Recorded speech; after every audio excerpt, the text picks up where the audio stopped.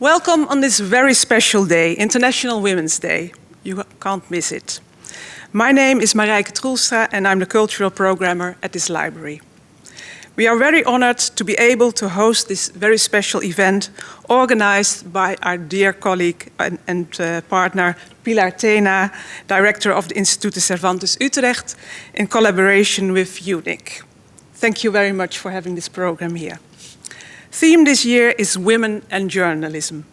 Could we have chosen a more urgent theme in these troubled times we are living in right now? I wish you a beautiful Women's Day, despite everything, and a very interesting evening with our inspiring guests. Dear Consuela Femina, Ambassador for Spain, may I give you the floor. I hope you have a pleasant evening.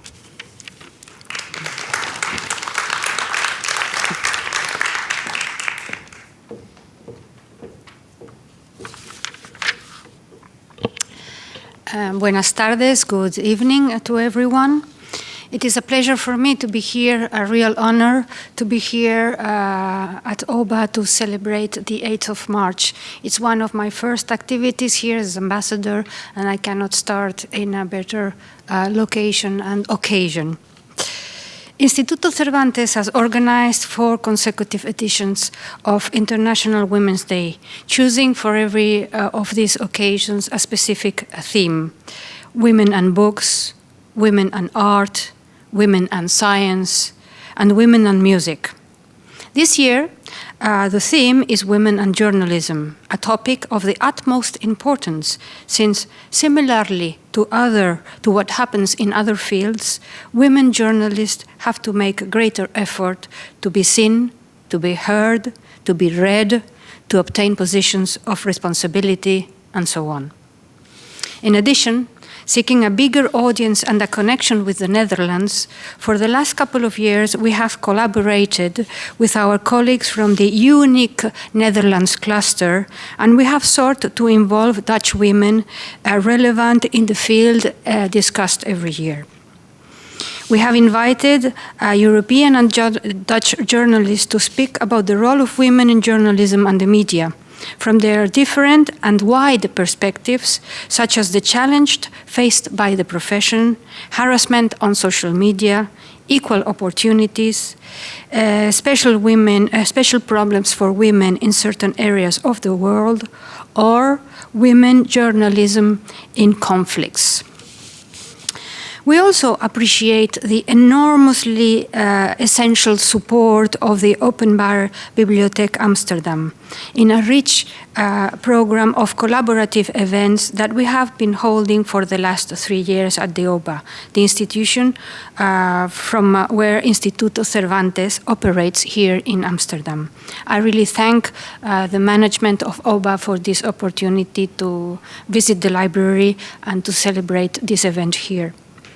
Today's live program, which is being streamed online, will consist of a roundtable and the screening of a documentary made for the occasion. A 35-minute documentary with 2-minute videos recorded by women from Spain and the different unique countries. Thank you. Thank you very much. Thank you to the persons that have made possible this event, to the panelists that will intervene, and to the persons that are participating in the video. Thank you very much for your attendance. Good night.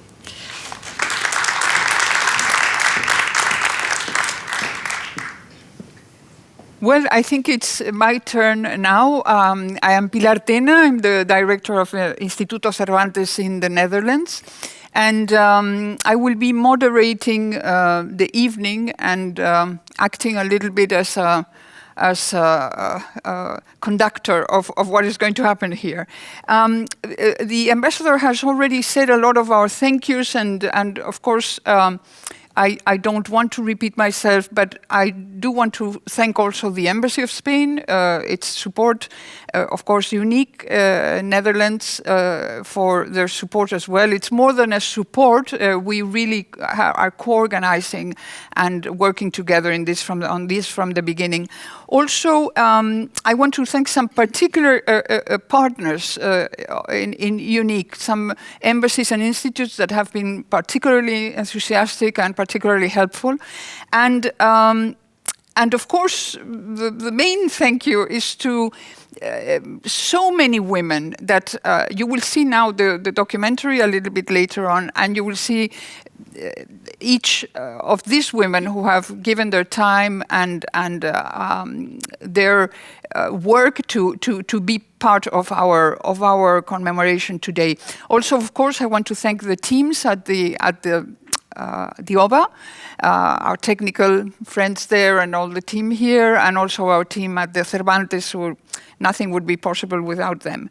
We have had some small changes in the participants. It's exciting times when things are happening all the time. And we've had some, to explain you who is here, that may be a change compared to the program that we started with. Isabel Ferrer, who is our correspondent, El País and Cadena SER, the radio network correspondent in The Hague, is not able to be here today. She was very enthusiastic. She just sent me another message just now saying how sorry she was and to really apologize for not being here. But she covers from The Hague, not only the Netherlands, of course, all the news from the Netherlands, but also everything that happens in the international organizations and tribunals and so on. So she has been working very hard these last few days on different very technical issues related to the situation in Ukraine, and especially the International Court of Justice in The Hague and so on. So she was really overloaded and asked me to just let her stay home and work in her obligations, her duties. So we have every bad thing brings a good side. So we have managed to convince Alejandra Maíquez to be here instead of substituting Isabel. Alejandra is the editor of Gaceta Holandesa, which is an extraordinary magazine. For me, it has been absolutely essential during my stay here, because it's an online magazine written in Spanish, but very much embedded in Dutch life. So you don't get the usual news of Spanish or Latin American, nothing bad about them, and we want to hear that as well. But no, she gives us the news of what is happening in this country. She interviews the important, relevant people from Dutch society. She talks about Dutch issues, and that's very, very good for many of us who have not been able to learn Dutch as we should have. But we haven't been able to do it, so it's a way of reading in Spanish what we could read in Dutch newspapers. Marian Terpstra is here. She's the editor of España, which is another fantastic magazine in Dutch for Dutch people who want to visit Spain. And it's a very high-level magazine. It is getting, I have the feeling that it's getting better and better every time I read it in the few years I've been here. And it also gives, a good tool to Dutch people who want to visit Spain with a very cultivated outlook and a very interesting, beyond the typical tourist sites or stories. Sophia is substituting here. Also, one of our changes has been that Nina Howard, the president of Unique Cluster, was sick today, this morning, or yesterday. I think she started feeling not well yesterday. And of course, she's tested positive in corona, so she can't be here. But Sofia, she's from the Goethe Institute, and she's the vice president of the cluster. She has quickly stepped in as well. So we have some heroines here who have managed to be here with us. Of course, Aurora. I hope Aurora is there. Aurora, are you there? I hope you can hear me and see me. Yeah, and we can hear you as well. That's fantastic. Okay. Aurora Mínguez is, for any Spaniard, you see her face, and perhaps some people wouldn't remember her name, but everybody knows her, because she has been correspondent for Spanish television for many, many years. In different places in Europe, always covering European affairs, usually covering European affairs.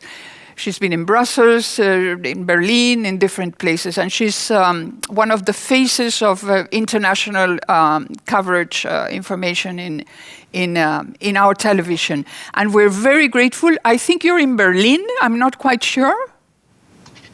No, I'm talking to you from Madrid. I left Berlin 3 years ago. Okay.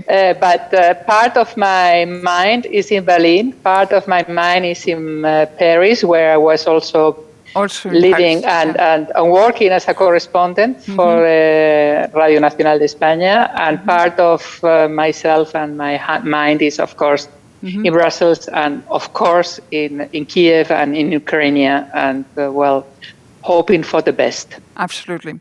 Okay, thank you. Now I have presented all of us. We will try to get into the topic that we're going to discuss today. We have a lot of things to talk about, and we have a lot of videos to watch.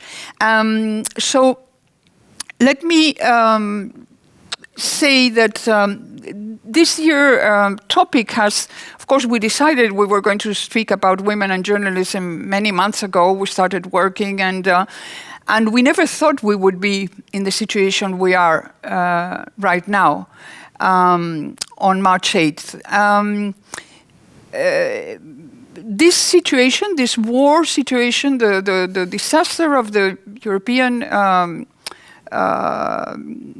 panorama at the moment, combined with the pandemic, curiously enough, has accentuated a reality that I got closer to it researching and talking to people for this event. I got closer to it, and I've been really horrified by what it is, which is the harassment of women in the social media, particularly journalists.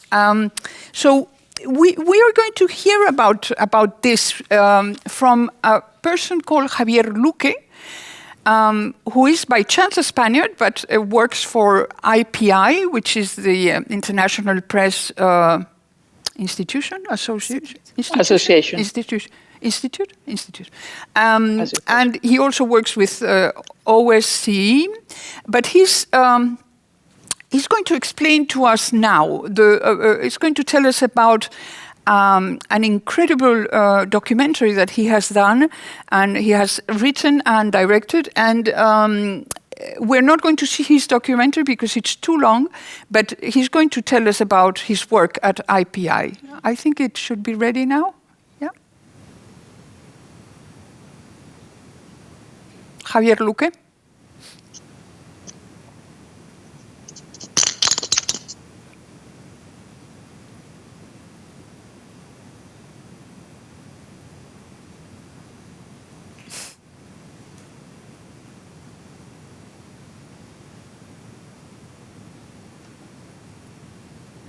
Hola, soy Javier Luque, director del documental A Dark Place y jefe de comunicación digital del Instituto Internacional de la Prensa con sede en Viena, en Austria, desde donde os hablo.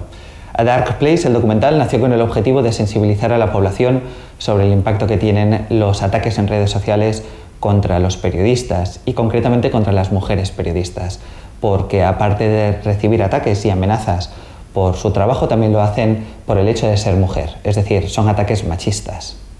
Y este tipo de ataques, además, si consiguen su objetivo, que no es otro que el de intimidar, desacreditar y silenciar su voz, también tiene un impacto sobre todos nosotros, porque si silencian su voz, es decir, si no escriben y no cubren ciertos temas, perdemos la perspectiva de la mitad de la población mundial en los medios de comunicación, y eso nos afecta a todos, ya que no podremos acceder a toda la información que está ahí fuera y, por lo tanto, nos impide formarnos una opinión libre.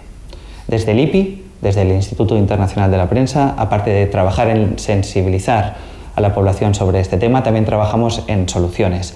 Y hace poco hemos publicado y hemos lanzado el primer protocolo dirigido a medios de comunicación para proteger a los periodistas y dotarles de este tipo de herramientas.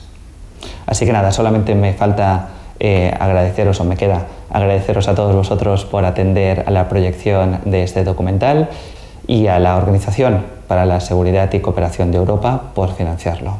Así que nada, muchas gracias y espero que el documental A Dark Place os dé motivo para un intenso debate y para que podamos arrojar luz a este dark place, a este lugar oscuro. Muchas gracias.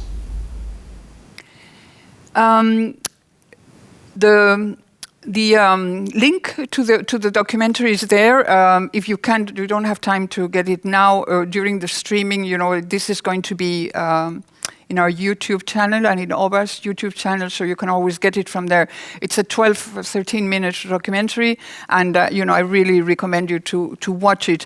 But what we are going to show is a 1-minute awareness-raising video that IPI has done on this same issue, and you will. I really think it's good to watch it, because in 1 minute you get the feeling of what is happening to so many women. So I think it's interesting to see it. So this should be now the awareness-raising video.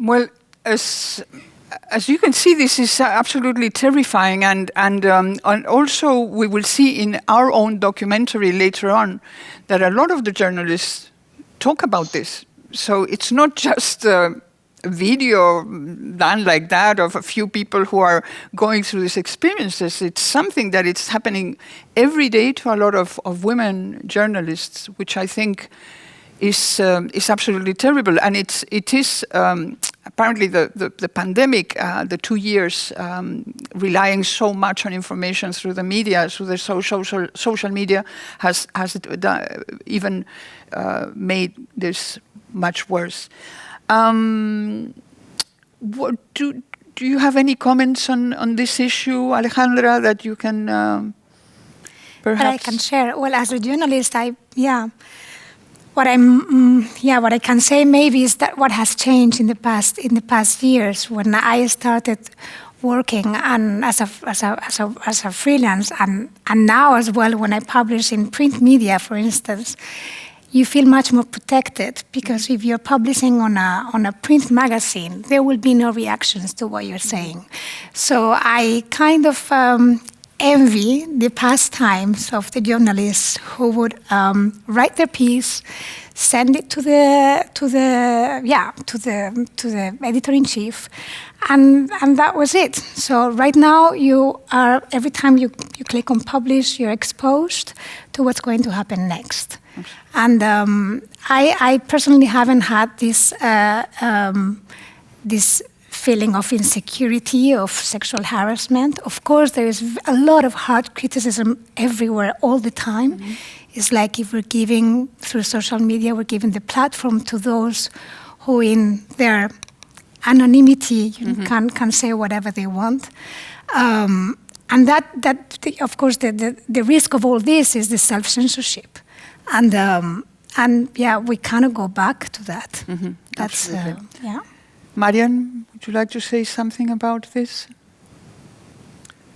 In this moment, well, I don't have experiences myself. Mm-hmm. So, what I do and always have been doing is some sort of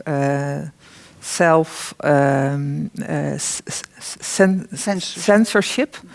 But that's broader. That's not. But I realize that I don't write everything I want to write. Mm-hmm. And for example, on Twitter, sometimes I have some opinions, and I don't. Although I think it's important, I don't publish them because I'm afraid of reactions, and I don't know if that's always because I'm a woman. But I think, in the broader sense, we don't have much consideration with each other. And if women publish something, they're called a whore. If male are una puta in español, pero el hombre, the man will be a hijo de puta, que es menos grave. That is, it's not so bad. It's worse for the women because they are called the whores. And I think also men are attacked a lot on social media, but the words in which they are attacked are different, and women are always attacked with those sort of bruja, which is also a very loaded term, I think, because it got a history, and women who speak out. For example, I'm not of her party, but Kaag, our minister, was called bruja, witch. And that people don't realize that those sort of words have a very strong past, and which is very much more harassing than most words which are used for men, I think. Aurora, no sé si can you hear us, Aurora? I'm sorry, I switched to Spanish. Do you have something to comment on this before we go to our documentary? Well, I think these sexist commentaries existed already 10 years ago. I remember when I was working or collaborating with an internet newspaper, El Confidencial. I was reporting from Berlin, and I was also very much criticized. Some of the comments say I was pro-Merkel, and other ones where I was completely anti-German. I was a pijo progre, which is a kind of melange or mixture between being rich and at the same time being prone to the left parties. And afterwards, with this social media explosion, of course, these kind of commentaries are much more loaded on hatred. This has to do also with these very, very polarized societies, and especially in Spain, we are really in a kind of permanent war among people who are close to the right-wing parties and the ones who are very close to the left-wing parties. I think there's also a sense of frustration among men who feel very, very threatened, afraid of this power of women, of these women coping the newsrooms, not coping, unfortunately, the leading positions, but they are very, very numerous in all these newsrooms. And I think it's also very sad because to me, machismo was something belonging to the post-Franco period or post-Franco era and transition years, but we are also seeing right now a kind of rise of a new kind of machism, which also should ask us about the education that we are giving to our children or grandchildren, because these young persons who are attacking women in every aspect of life, they are a product of we women who maybe are not taking very seriously this idea of equal rights and equal social position among men and women. Thank you, Aurora.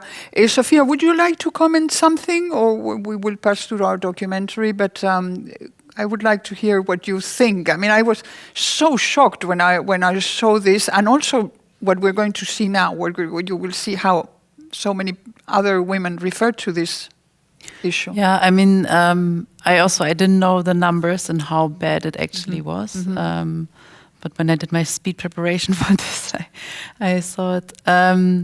I mean, yeah, it's horrible. And I mean, the safety of journalists, like from violent attacks on protests and demonstrations, but also like in the digital space, it's really important. And it's something we see in the field of journalism, but also on many other fields, that women get so rigidly attacked on social media. And they're like there's so much sexism and misogyny there. And I can imagine that it got even worse with COVID, maybe with more people having more time to do this. Okay, so we're going to go now to watch. Thank you, Sofia. We're going to watch the documentary that we have made ourselves with the testimonies of almost 20 women who have been so generous. Some of them were friends, people we knew, we called, everybody helped, everybody said yes, and a lot of them came through our colleagues at Unique, different connections, but it has been wonderful, and you will see the result. It's a very quick intervention, for 1-2 minutes, each one of them. Some of them are very important journalists in Spain, and we're very proud to have them, and very important journalists in other countries as well. So we're going to see that, and you'll see later, when we comment, you will see how each one of them did her video without any input from the others. I didn't tell them to talk about anything, we just said, just say whatever you want. 2 minutes, women and journalism, International Women's Day, say whatever you want. And it's interesting to see how there are a few themes that, a few issues that come up in many of them. But let's watch it now. It's a little bit long, but I think it's worth seeing it, and it's a very agile documentary, so I think it won't be boring. So.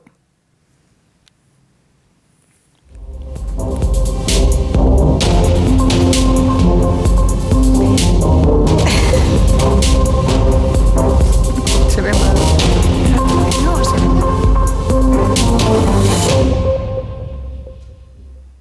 Soy la primera mujer en presidir la agencia EFE, una agencia pública de noticias. A veces pienso que mi caso es de justicia histórica.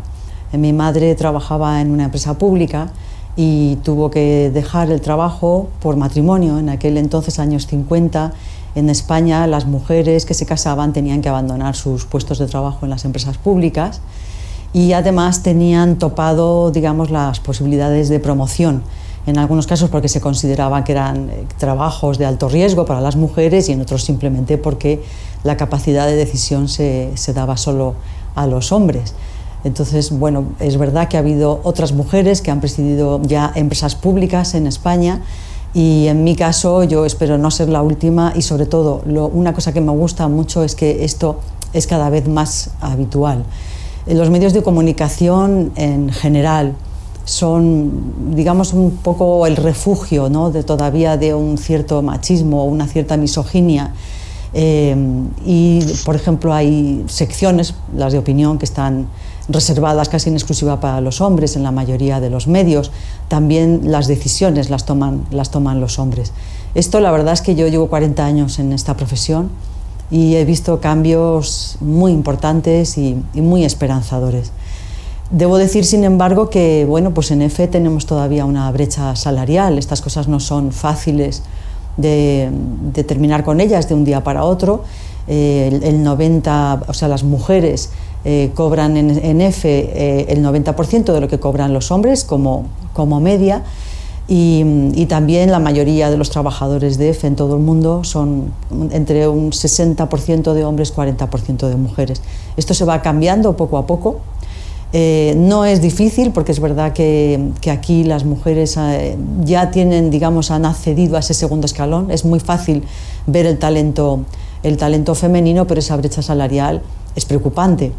No obstante, debo decir que en los medios de comunicación en España esa brecha salarial es mayor, es de casi 20 puntos. Ellas cobran el 80% de lo que suelen cobrar los hombres como media. Pero como decía, en 40 años he visto cambios trascendentales a este respecto y yo debo decir que la iniciativa pública desde el año 2004 en España ha hecho muchísimo por la igualdad y en todas las empresas o en casi todas hay planes de igualdad como en EFE. Trabajamos en ello, cuidamos el lenguaje inclusivo y cuidamos también la imagen de las mujeres porque el hecho de que en los medios de comunicación haya habido, digamos, de una manera monopolística la mirada de los hombres, eso nos situaba a las mujeres en desventaja. La mirada tiene que ser completa, tiene que ser también de las mujeres que complete la de los hombres y además en esa medida también hombres y mujeres son cada vez más conscientes de que debemos cuidar también a las protagonistas de la información, es decir, qué imagen damos de esas mujeres que tienen talento o que no lo tienen, pero que son protagonistas de la información. Mi nombre es Alejandra Maikes y trabajo como periodista desde hace 21 años, los últimos 12 años en Holanda. Por mi trayectoria profesional puedo decir que la situación de la mujer en nuestra profesión ha mejorado en los últimos años. Cuando yo empecé eran pocas las mujeres que estaban al frente de las principales secciones de un periódico nacional. Economía, política solían ser terreno de hombres, al igual que las principales corresponsalías, y eso es algo que afortunadamente ha cambiado. Pero por otro lado, el ser mujer me ha abierto la puerta al mundo femenino de las historias que he cubierto y un mundo al que creo que un colega hombre no lo habría tenido tan fácil para acceder a él. Las mujeres, al verme como una de ellas, se han sincerado y me han aportado una perspectiva muy humana y muy universal de las historias que a menudo se esconden detrás de las cifras o de los datos. También decir que desde que trabajo como editora de Gaceta Holandesa hemos tenido afortunadamente y por casualidad un grupo de profesionales eminentemente femenino. Hemos notado el aumento considerable de mujeres holandesas que ocupan puestos de responsabilidad tanto en organismos oficiales como en el mundo académico. Al comienzo era más difícil equilibrar la balanza entre las voces femeninas y masculinas en los artículos que publicábamos y ahora ya no es así. Y finalmente decir que como mujer y además española, esto es algo que me ha ayudado también en el ejercicio de mi profesión porque he podido mantener mi firma con mi apellido, el mismo, durante todos estos años. Algo que otras amigas mías al casarse no han podido hacer, tanto de Holanda como de Francia, y considero eso una tímida pero importante ventaja. Hi there, my name is Angela. I'm a journalist and I've worked for a national newspaper in Italy, Il Messaggero, for 35 years. When I was young, I never felt discriminated against as a woman or as a journalist. Actually, I thought newspapers were the most open and dynamic workplace I could dream of.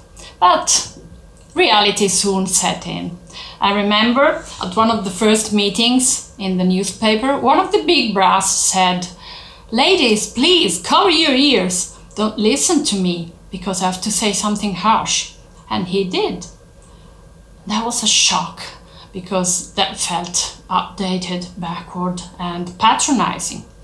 I realized he wasn't going to treat me as an equal, and he wasn't the only one. But at the time, I wasn't put off easily, so I've worked hard and I've climbed the career ladder up to deputy managing editor, which is not so common for a woman. Actually, there are a lot of women in the newsrooms of newspapers or TV show. You can see a lot of women on the screen as journalists, but beware, they are not in charge. Usually they have a male boss. And why so? Does anybody still deny that women are very good at their job? Absolutely not. Everybody knows that. In fact, it is very good for their boss to have them work hard and help them out. But another thing entirely is to let them into the war room. And, if that happens, you have to share the dominant male culture. You have to laugh at their jokes.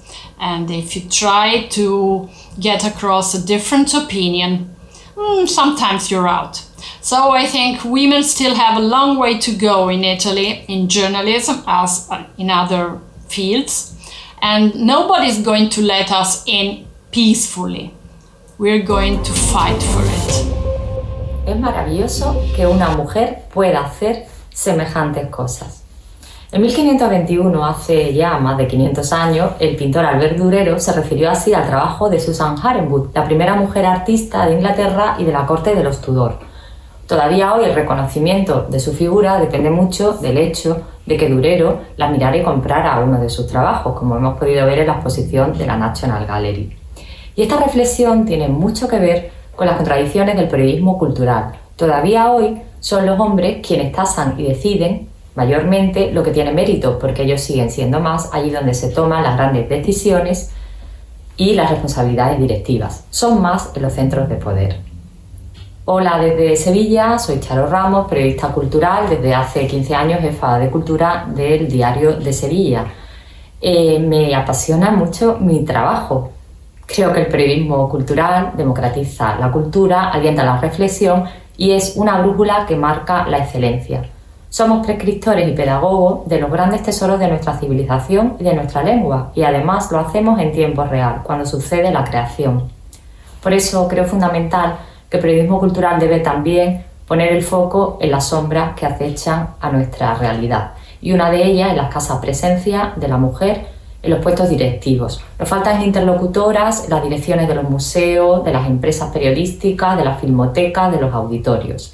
Y en este momento de revolución del periodismo esto es aún más grave.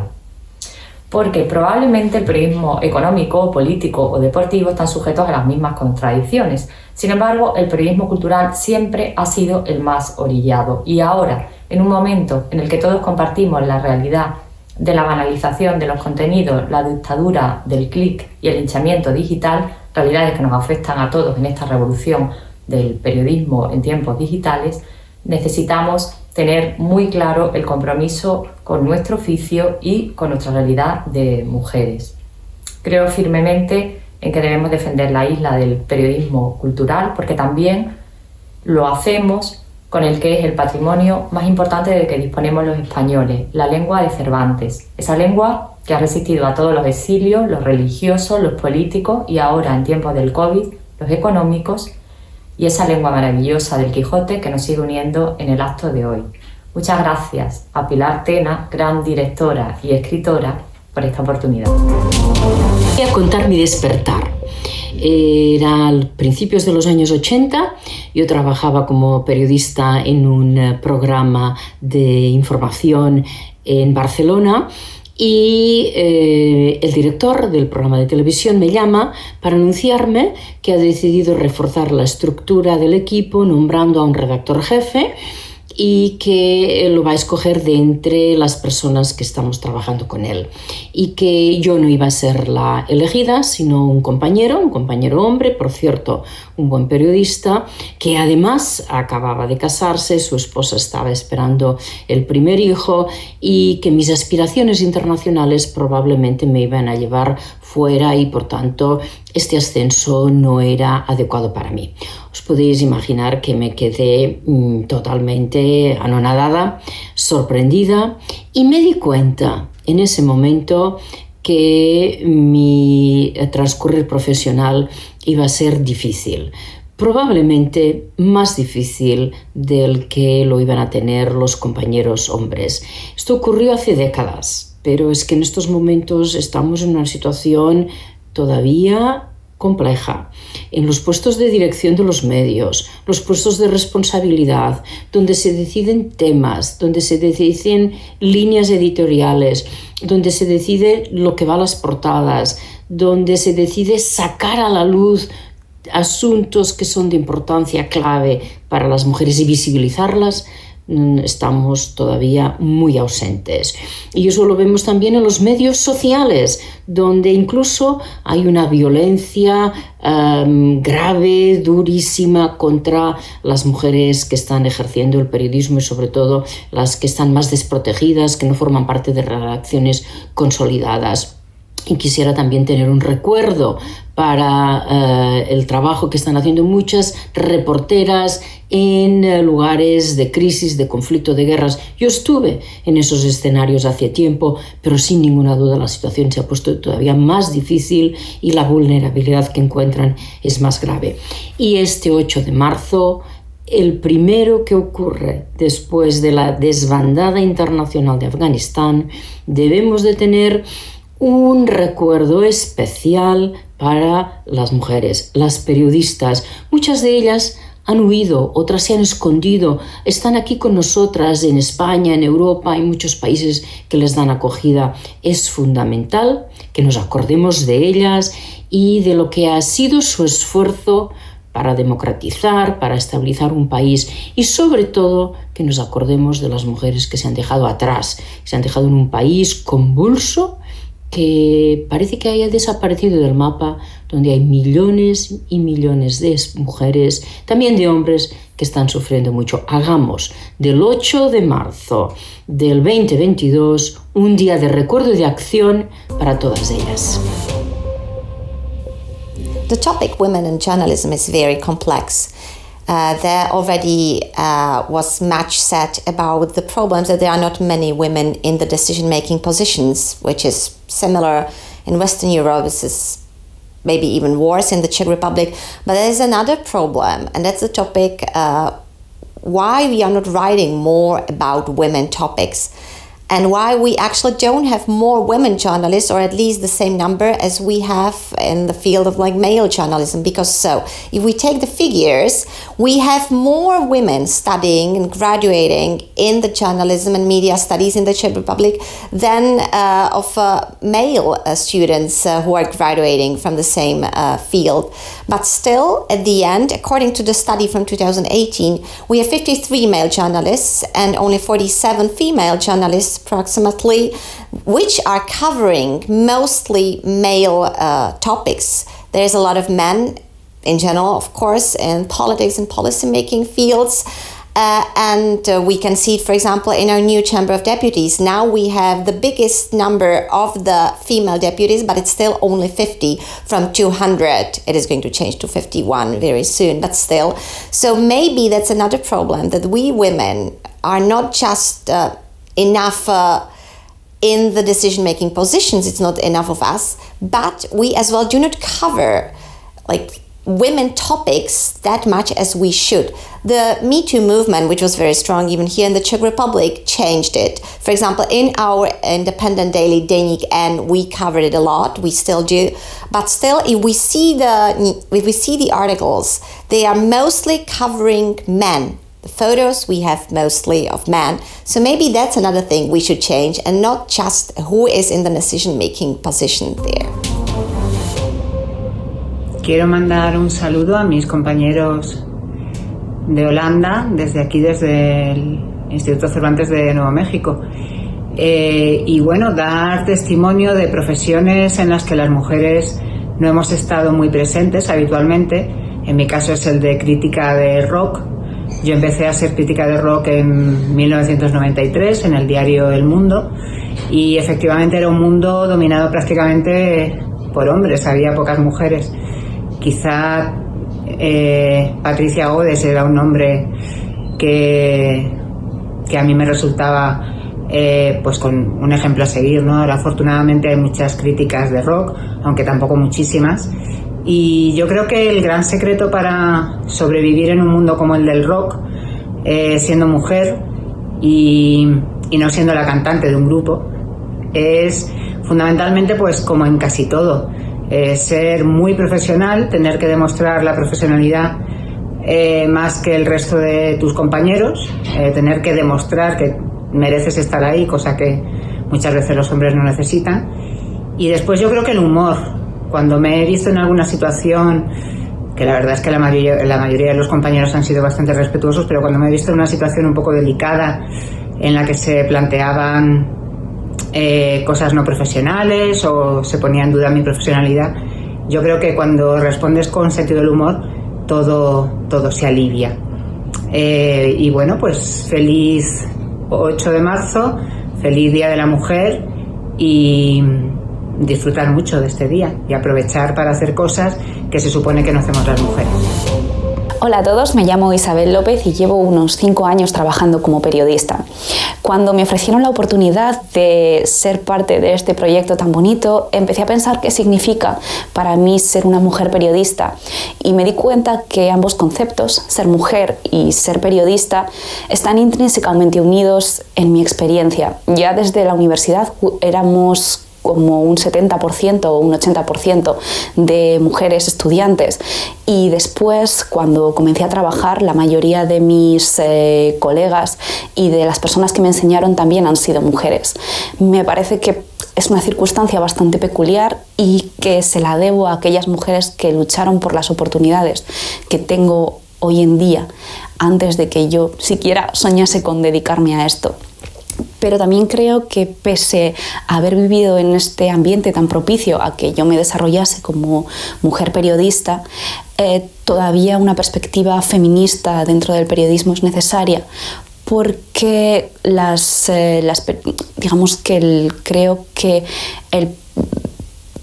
todavía la desigualdad puede llegar a condicionar nuestras vidas, incluso si es en una forma bastante más sutil que hace unas décadas.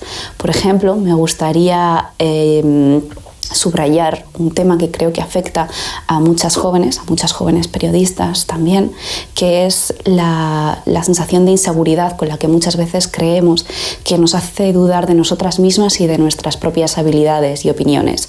Y en una profesión donde alzar la voz y muchas veces presentarse públicamente o ponerse delante de las cámaras es tan importante, creo que de cara a un futuro es importante que hagamos un esfuerzo extra en ponernos delante de las cámaras y en solventar esto para nosotras, porque pues, merecemos estar delante de las cámaras, pero también para nuestras colegas y las periodistas que vendrán en un futuro. Hola, soy Cristina Manzano y me dedico al análisis internacional. Soy directora de Es Global, la principal publicación digital en español sobre estas cuestiones, y además soy columnista del País y del Periódico de Cataluña. No he tenido la sensación en mi trayectoria profesional de ser discriminada, de tener diferencia de trato por el hecho de ser mujer, pero sí he visto en este campo del análisis, en donde además de publicar se celebran continuamente eventos, discusiones, seminarios, conferencias, etc., ahí sí he notado flagrantemente la falta de mujeres, y llevo años tratando de corregir, de contribuir a corregir esa tendencia. He notado inercia por parte de los que organizan cuestiones, de llamar siempre a aquellos que más se ven, que normalmente han sido hombres. He notado cierto paternalismo. He notado también muchas mujeres en posiciones subordinadas y que por tanto cedían el espacio a sus jefes varones. Pero también he notado por parte de las mujeres ciertas reticencias, a veces por conciliación, a veces por inseguridad, el famoso síndrome del impostor, que es mucho más presente entre las mujeres. Por eso, desde Es Global y también en mi capacidad personal, tratamos de impulsar la mayor presencia de mujeres en debates sobre cuestiones internacionales, tanto en lo que organizamos nosotras, como ofreciendo nombres y sugerencias en todas aquellas cuestiones en donde podemos contribuir. Hay muchas mujeres en España y en Europa con una capacidad tremenda de análisis internacional, y hace falta contar con ellas, con nosotras, para explicar este mundo que cada vez es más complejo. Dear all, it's a pleasure to tell my message for the 8th of March, International Women's Day 2022. The theme is women and journalism.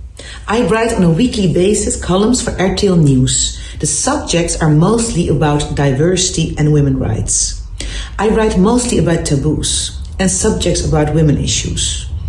My mission is to make change in the minds of people about emancipation. My writing is not insulting, but encouraging and inspiring. As a columnist, my job is to inspire people to change their minds or to think about it in a different way. Diversity is the key to my writing. As a woman with Turkish roots born in the Netherlands, I've experienced diversity in every way. The ultimate purpose in life is to write about untold stories. In order to write about untold stories, the most important thing for me is the freedom of expression. I would like to write about everything without any fear. As a columnist, I'm expressing a lot of anger by men. Every week, I'm a target of angry men. A strong opinion of a woman is a threat to many men. I would like to change this behavior. The real emancipation is when women are heard in order to make change. My latest column is about the Me Too movement. It's very important for women to feel safe at any workplace in the world. So, dear people, thank you for listening, and I will end this with each time a woman stands up for herself, without knowing it possibly, without claiming it, she stands up for all women. Thank you. Hola, pues yo soy mujer y soy periodista, y tengo la suerte de que llevo contando historias desde hace más o menos 30 años en distintos medios de comunicación.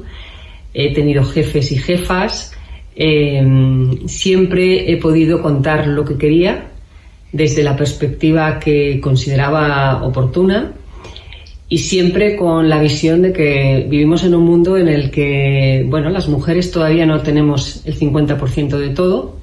La culpa no la tienen los hombres, la culpa la tiene pues esta cultura y esta historia, ¿no? La tradición, estos estos lastres que traemos y que desde luego en la profesión periodística se han notado mucho.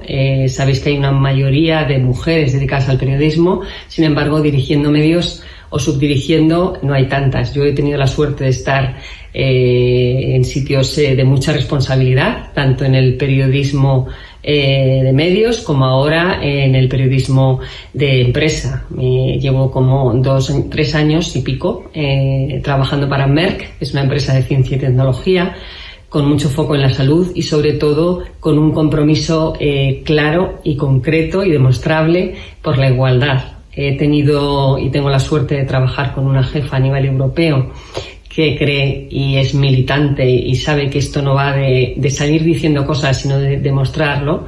Y entonces, bueno, pues por ejemplo, ya más del 40% de las direcciones de países europeos, de los 32 países europeos de Merck, están dirigidos por mujeres, y 8 de las 12 plantas de producción que tenemos en Europa también las dirigen mujeres.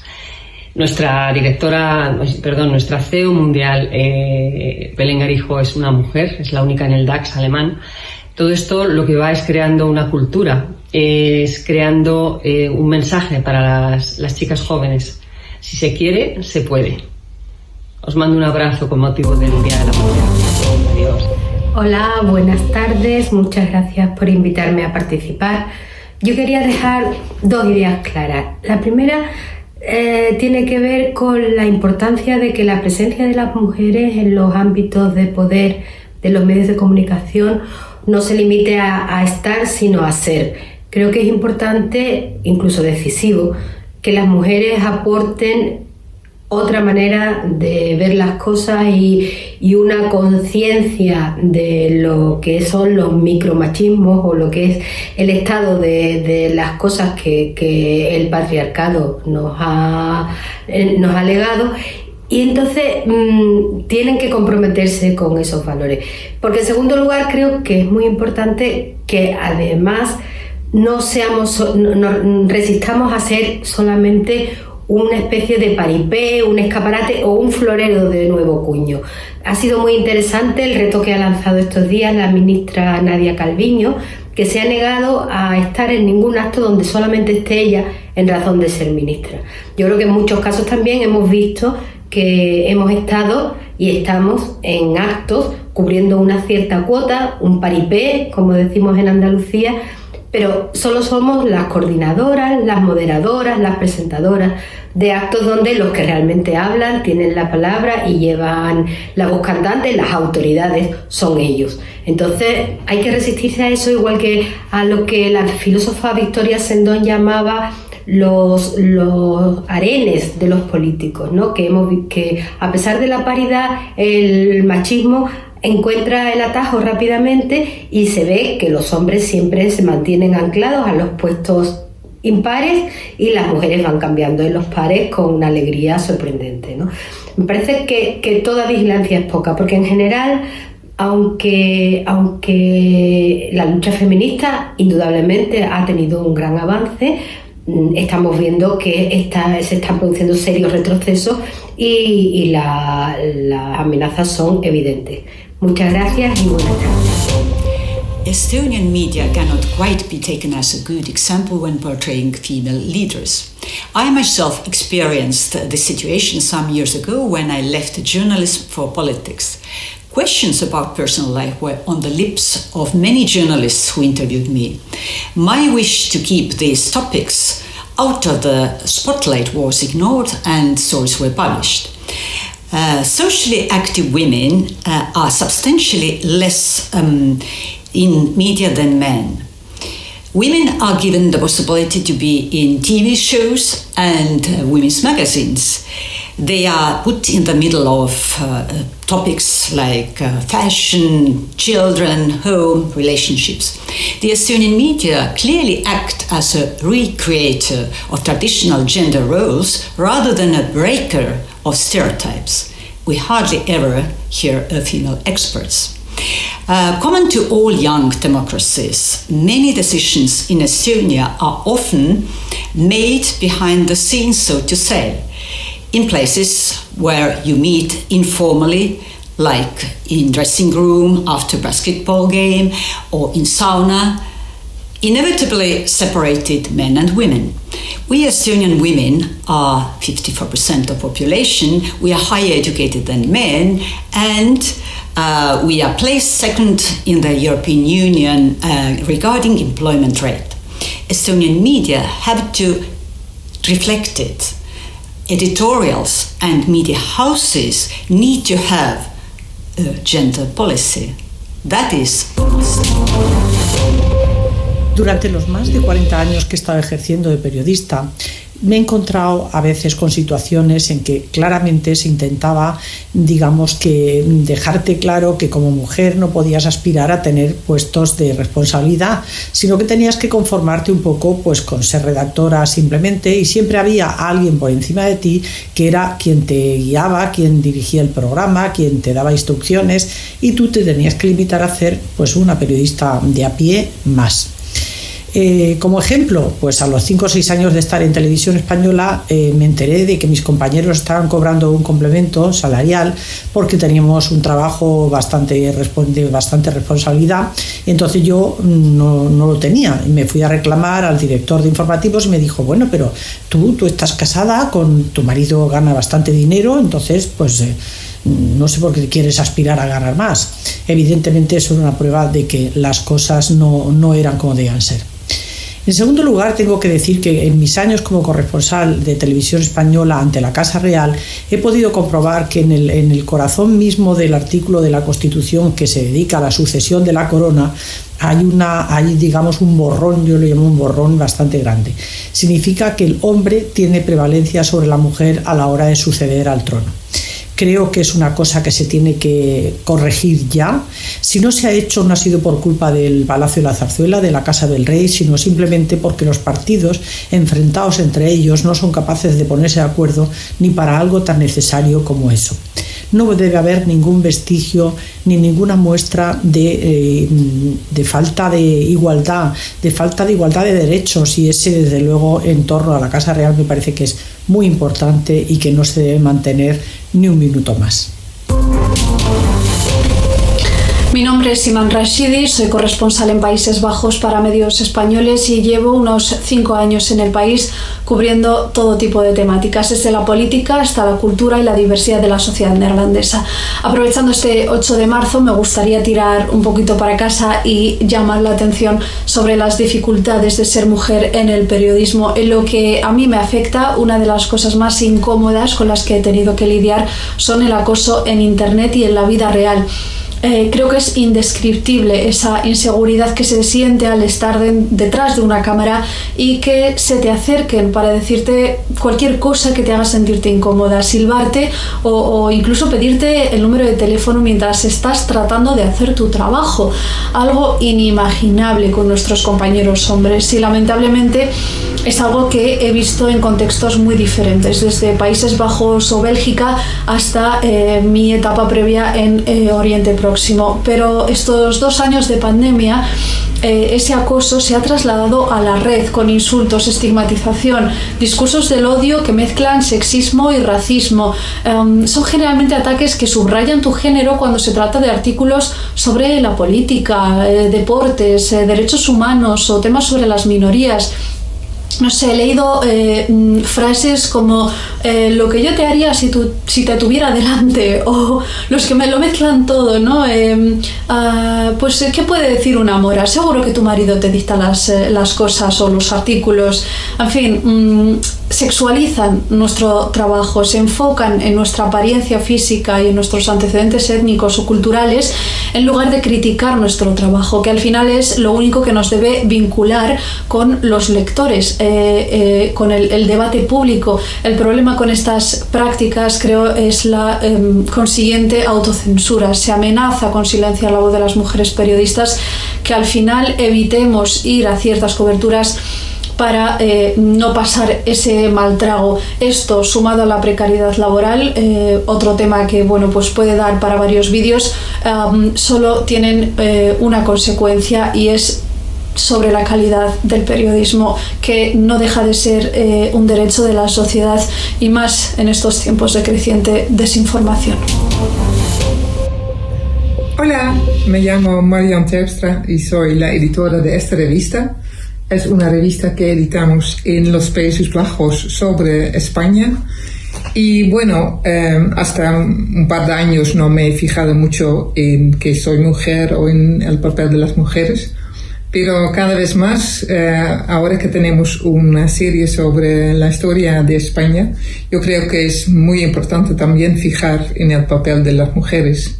Y bueno, en la serie que hemos tenido o que estamos haciendo, hemos hablado sobre Isabel, más que sobre Fernando, hemos hablado sobre Juana y ahora tenemos algo sobre Carlos V y bueno, también hablamos de las mujeres alrededor de él. Y bueno, si te fijas en esto, vas a descubrir cosas mucho más interesantes que no sabe mucha gente. Y bueno, entonces me gusta mucho hacerlo y como he dicho, no es porque soy mujer, pero es porque es una parte de la historia, una parte de España que conocemos pocos y yo creo que es muy interesante hacerlo. Entonces, esto es. Muchas gracias. Voy a empezar con el informe de la Federación de Asociaciones de la Prensa de España sobre la información periodística. Este oficio es cada vez más femenino. Entre los contratados el año pasado había paridad absoluta entre hombres y mujeres, pero entre los 7.400 parados registrados por la Federación de Asociaciones de la Prensa, el 65% eran mujeres. Sigue existiendo el techo de cristal en cuanto a cargos directivos, no hay naturalmente ninguna cuota ni se la espera, y lo que es evidente es que en los cargos intermedios sí que hay muchas mujeres, pero naturalmente a ellas se les dan ocupaciones donde no se brilla especialmente. Hay otro dato que quisiera aportar de la Plataforma para la Defensa de la Libertad de Información. De cada 3 puestos directivos en el mundo de la prensa en España, 2 están ocupados por hombres y 1 por mujeres, y es solamente en los cargos intermedios donde se alcanza paridad. Solo el 3,8% de las encuestadas por esta plataforma considera segura su promoción. El 53,7% considera que hay muchas más exigencias por ser mujer que por ser hombre para, sobre todo, aspirar a una promoción. Y el 66,5% de las personas encuestadas considera que los colegas masculinos ganan más por igual trabajo. A las mujeres siempre se les dan los cargos, digamos, más tediosos o donde se brilla menos. Este dato también se confirma, por ejemplo, en unos datos procedentes de Francia de una audiencia realizada por el Club Media Club El. El 73,7% de las documentalistas son mujeres y el 85% son reporteros. En la República Federal Alemana también hay datos muy significativos del Ministerio de Familia y Mujer de enero del año actual. Solo en 2 periódicos, en el Tageszeitung y en la revista Stern, la mitad de los puestos directivos son mujeres. Hi, my name is Rowan Blight. I am 31 years old and I am a writer, journalist, and an all-round content creator for television, podcasts, and online platforms. And I started off back in 2011 as a blogger, and I blogged about lifestyle, about life, beauty, but also about social justice. And I was able to create that blogging experience and create real professional jobs out of it, which is how I got here. And my why I started in journalism or in media was because I wanted to share and tell stories of the women in my life that I had been missing. I wanted to inspire them, but also wanted to be inspired by them through media. And because of the lack of representation that I always experienced as a young girl, as a young Black woman in the Netherlands, that was my motivation to do it on my own, to just start and get going. And that has always been my why, and that has been the reason why I came up with this campaign back in 2017. It was a fun journalistic campaign, but also a campaign that went viral. And because of it, I received a lot of backlash, a lot of personal backlash, and a lot of personal threats.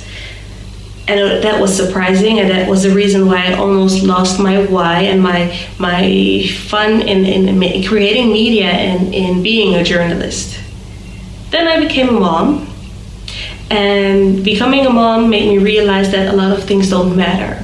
For example, sometimes people's opinions just don't matter, and you should just go for it, because people will always have opinions. And of course, I have to think about my safety and about my sanity at the same time, but I shouldn't be scared to do what I love to do, and that's creating media, creating content, and be a journalist. We still have a long way to go in the Netherlands, a very long way, and I think as journalists as a whole, we have a lot of challenges ahead of us. For example, if we talk about fake news, echo chambers, filter bubbles, there's a lot happening right now where a lot of things that we have to take into account, especially also the safety of journalists and being able to do your job, especially as a woman. As a journalist, there is this challenge. As a woman, there comes this extra challenge. And if you're a black woman, whoa, that challenge exceeds every expectation, you could say. But I also have to close this story off by telling you that I also am inspired by the women that I see all around me that are becoming editors-in-chiefs of large magazines, Dutch magazines, of large platforms, and a lot of women just going at it on their own. Those things inspire me and keep me going, and that's what I wanted to share with you today. Thank you. Bueno, mi nombre es Maite Carrasco, soy directora de documentales y escritora. En el año 2012 fundé una productora que se llama The Big Story Films, y a través de esa productora pues produzco y dirijo contenido para cine y televisión, sobre todo pues con el enfoque en conflictos bélicos y derechos humanos.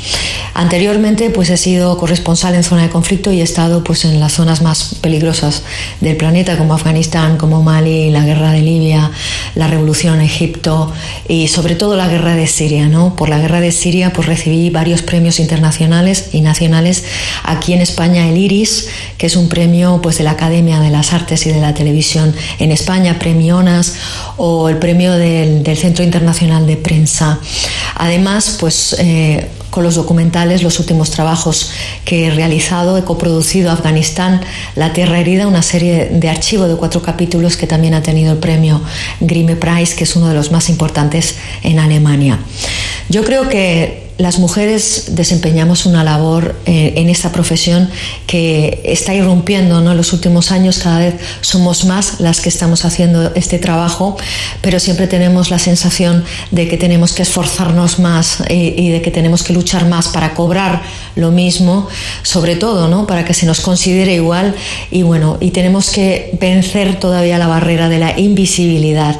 Mesas redondas donde no somos invitadas o premios, ¿no? Donde no estamos presentes. Por eso, hace unos meses creé una asociación que se llama la Asociación Contamos el Mundo, la Asociación de Mujeres de Internacional, que cuentan el mundo y que son corresponsales, que están en todos los puntos del planeta, que son de todos los medios españoles, y estamos unidas, somos unas 200, estamos unidas para tratar de vencer esa invisibilidad juntas, para tratar de ayudarnos y para tratar de unidas poder llegar a romper pues todos esos obstáculos que todavía hay, ¿no?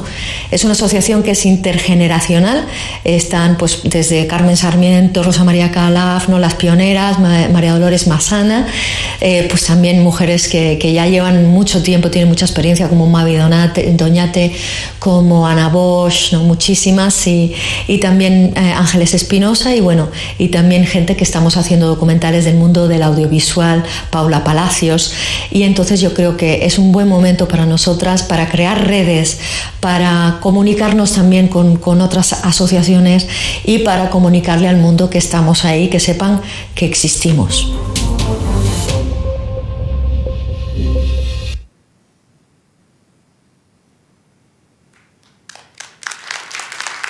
Yeah. Thank you very much. It could have been a bit shorter, but we really had a hard time editing. We really didn't want to cut too many of the things that were said. We did cut some few interventions, but I think it was really essential to leave most of it. We're really very proud of this documentary and of the generosity of all these women, and it's amazing the amount of topics that it raises.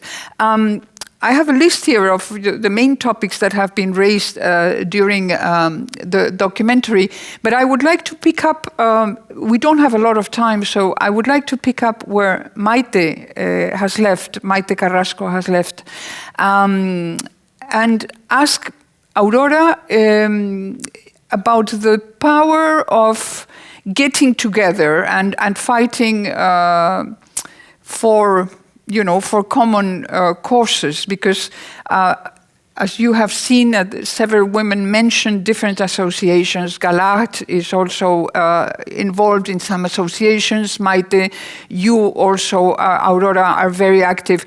What is this? The relevance of doing this, of getting together and fighting? Aren't there too many associations doing different things? What do you think about this? You're obviously making a big effort. What are your thoughts about this? Well, first of all, I should say that journalists are actually very individualistic, and in some cases are even a little bit unsolidaric because you are looking for news and you're looking for scoops, so we don't always help each other. But we women journalists are a little bit different because we have a common goal, and this is fighting against this invisibility, which was already said by Maite. So we thought being alone, it won't help. We have to make a kind of sisterhood, a kind of network of journalists working for different media, with different experiences, with different ages. So we are actually thinking about creating a kind of lobby which isn't necessarily against men, but a lobby wanted to say, hey, we are here, we are experts, we have the same experiences you have, male colleagues. We've been in many different and dangerous places as you, men colleagues. We've read a lot, we've been reading lots of good articles, we do exist, and we are really tired of being always the second fiddle. So we just want to say we are as intelligent or as stupid as you are, and we have the right to be in the same spot, in the same colloquiums, in the same panels you are. We have the right to open up, to show that we are as well prepared and as well educated as you are. This is for me the important issue, because in most cases, men protect themselves. And as some of the panelists said already, they are getting very afraid because this movement, this new feminist movement, is growing, is getting stronger, and we are really being a kind of, for them, a kind of monster who is not ashamed anymore, who is not shy anymore, and we just vindicate, and especially in this day, we are important. You have to count on us and count with us. Yeah, absolutely. There are, sorry for going so fast, but there's another couple of issues that I would like to, we can't mention them all, but there's another couple of issues that I think are quite shocking. One of them is, of course, the gender pay gap. We have some figures from Eurostat from 2020, where it gives a ranking of the countries in Europe. I don't know if you have these figures, but it's quite worrying. The average in the European Union is still 13%. So this means women are less 13% paid less 13% less than men. But the top of this, the lowest gender gap was recorded in Luxembourg with a 0.7%, almost no gender gap. Actually, I've been surprised because the Netherlands doesn't have a good record, a very good record. It's below the average, worse than the average. And also countries like France, Germany, Austria, Italy. No, Italy is very good. I mean, Austria, Germany, France, Netherlands, they are around 15%, 18%, that kind of.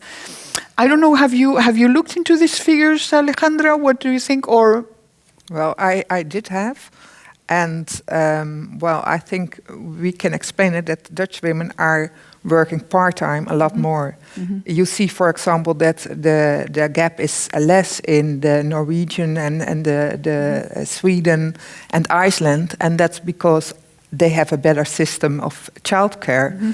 And I think it's logic that if women don't work for a few years, well, normally you get a little bit more every year. So you miss those years, and then it's logic that you don't earn the same thing in this system. So this system maybe has to change, because the consequences that we as women have less pension also.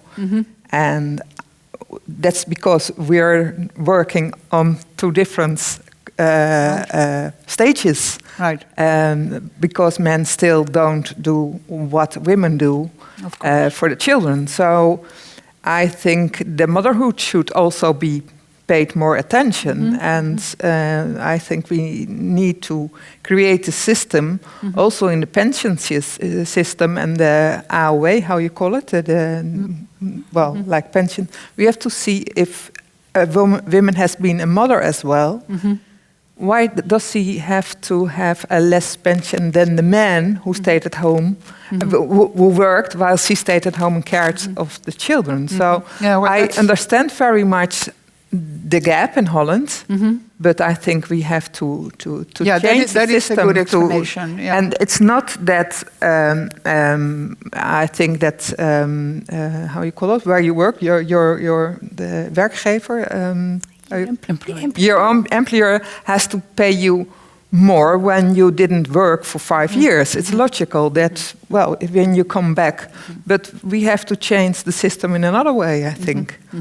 And that's, for example, doing more in the childcare, or that children have a program after school, which they have in many countries, and we don't have them as other countries have. Of course, there's that's one thing. I think in Spain we have quite good figures, perhaps because in public policies have been very determined for the last almost 20 years or whatever, to really work on this and to really, have plans in public companies and so on. I think that has done really a lot for the good figures that Spain has. I want to mention another issue before we run out of time that is also, for me, very alarming, and that we mentioned before. As you've seen, a lot of the younger women, the younger ones especially, mention this issue of their insecurity. This famous imposter syndrome, the scarce self-esteem. These wonderful, educated young women, and they feel they are less than men. For me, it's the symbol of something that is being very wrongly done. These women shouldn't feel. But it's a general. You talk to a lot of people, younger or older, and a lot of women feel like that. You feel you don't deserve. If you have a good post, you almost feel you don't deserve that post, and someone is going to come one day and is going to blow your bluff, and you're going. What do you have any thoughts about this, Alejandra? I agree. I totally agree with what they say, and I think there are several things that matter in this issue. First of all, there is increasingly more journalists that work as freelancers, and that is, Aurora was mentioning before when she worked in El Confidencial, that the comments would be posted in the article itself, and now the comments are within your social media profile. So as a journalist, you're not backed by your boss, let's say. So you're your own boss, and that gives a lot of sense of insecurity. I think when you belong to a newsroom, you have some kind of safety net that you lose when you are in such a precarious situation. So this, the current situation of our jobs as journalists, it affects everyone, of course, women and men. But I can imagine that women will feel a bit more insecure because at the same time you don't have a woman as a role model. It's not that often that you encounter a boss on the other side of the telephone line when you're selling your article who's a woman as well and who understands your point of view and the message you want to address with the piece you are trying to sell. Mm-hmm. So that would be another thing. And then the third thing, I think, is because it's this job is quite a bit of, it's a bit like coming into a lion room. You have to really fight for your piece very often. And you have to convince others. And then I think that the male culture from decades before has settled some kind of reaction of, well, you do your thing, you show me what you've done, and if we don't like it, we don't publish it. Mm-hmm. And as an editor in this website that we are running for 7 years already, I really try hard to tell the journalist who's going to write a piece for us, call me whenever you need anything. Because we're here to do this job together. If you fail, we fail. If the piece you're publishing is not well fact-checked, then it's going to be my problem as well. So I think as a woman journalist, I feel a bit the need to support them on the process. And that's something that we have to maybe invest more time on training journalists, because journalism is not really a career in itself. You learn when you work. So, Sophia, do you have something to add about? You can talk about Germany as well, because you are from Germany after all, but also at a European level as a representative of UNIC. Yeah, I don't have any specifics for Germany, and I don't work myself in the media field. But last September, for example, Ursula von der Leyen addressed this in her State of the Union speech, which was actually, I think, the first ever recommendation, like calling to the member states on how to ensure the safety for journalists and media professionals, and like several aspects were heightened. And I mean, first of all, like acknowledging the increasing threats and attacks against journalists, especially heightened in COVID times. I mean, we all saw pictures of trucks that went to COVID protests and had to take off the signs that they are journalists. But it also highlighted the heightened vulnerability of women and journalists who report about equality issues and minorities, just calling to the member states to strengthen institutions and structures that empower women, but also to ensure that they are actually safe, because I think you also said it, like this, it's such a threat to democracy. I mean, it's a threat to them, like to their physical well-being, but then it's a threat to democracy and the freedom of expression. So absolutely. There's a heightened awareness, and now with Ukraine and very courageous journalists from Russia were still trying to fight Putin's propaganda machine. Alejandra? Yeah, I was surprised when the coverage in Ukraine that, for instance, in Euronews, we were watching the whole coverage last week. Most of the women who are there in the field, of the journalists, they're women actually. Yeah. So in Kiev, in the border with Poland, and I can imagine that they went there again. Because of Euronews, what if there would have been a freelance? And there was another journalist, a man, saying, "I'm here in Kiev. If anybody needs my information, please tell me so I can work for you."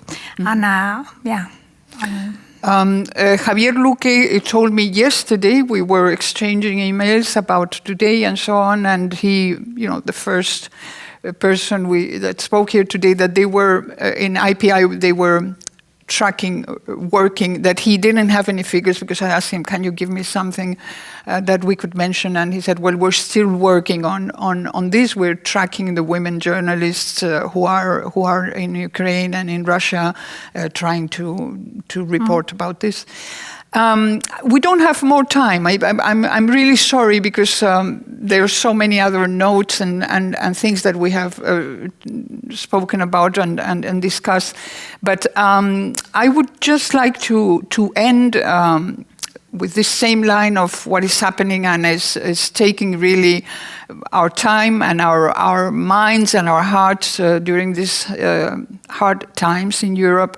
And we would like to dedicate this event to the thousands of women journalists who are doing their work at this very moment and who may feel fear or may be threatened. From the comfort of this theater, of this wonderful institution, of this city of Amsterdam, this safe, democratic country, our thoughts go to them. Thank you.